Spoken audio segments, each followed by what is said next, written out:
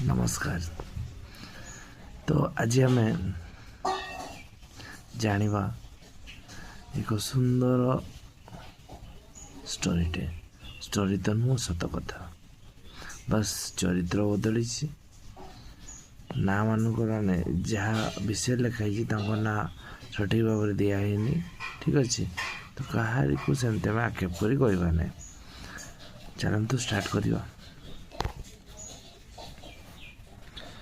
गगन नाटी छोट किंतु हृदय बहुत बड़। कहीं केते दुख चापी रखी ता मन समुद्र रे तथापि परिवार खुशी पाई मुहरे रखी थाए गोटे स्मित हास्य।